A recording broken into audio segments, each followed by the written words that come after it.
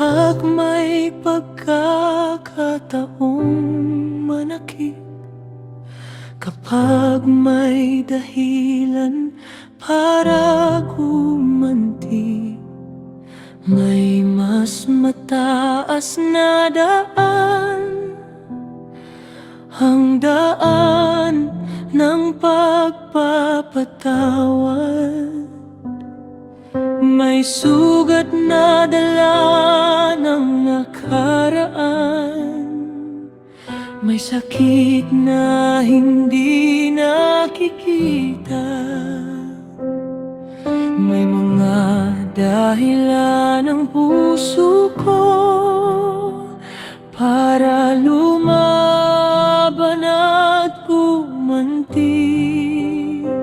Ngunit tinuruan mo ko ng isang mas magandang paraan, na ang tunay na lakas ay marunong magpatawad.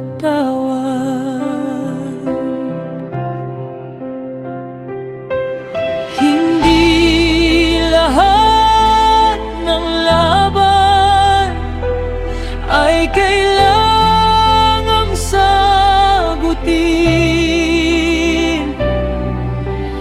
Minsan ang tagumpay ay ang pagpigil sa sarili.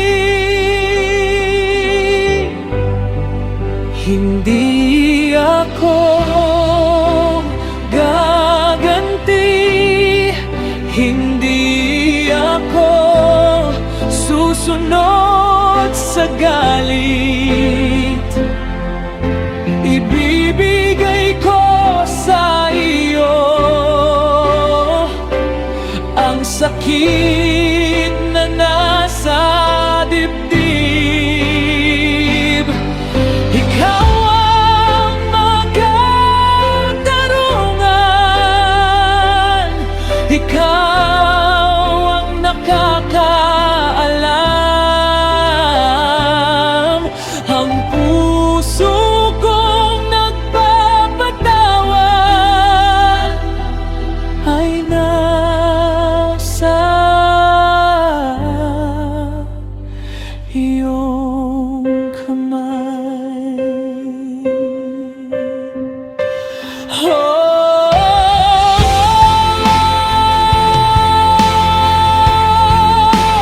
I let it go.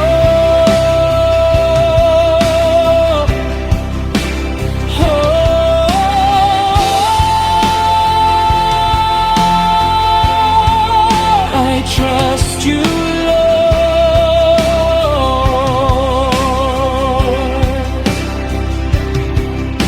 Kapag ang puso ko'y nasaktan at luha ang aking kasama,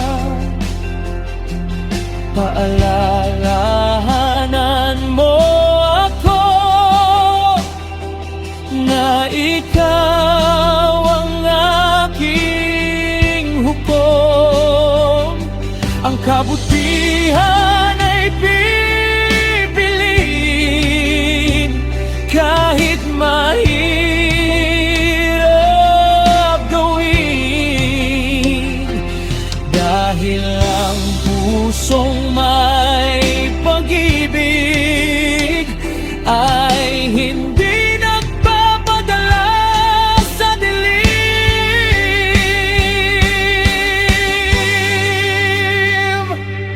I had a reason to fight, I had a reason to hurt, but I chose a different way, a heart that chooses grace. Forgiveness is not weakness, it is freedom in the soul. When I release the anger, God begins to make me whole. I don't carry the burden, I give it all to Him. His mercy is greater than the pain I've been in. Turuan mo akong magpatawad, gaya ng pagpapatawad mo. Linisin mo ang puso ko sa galit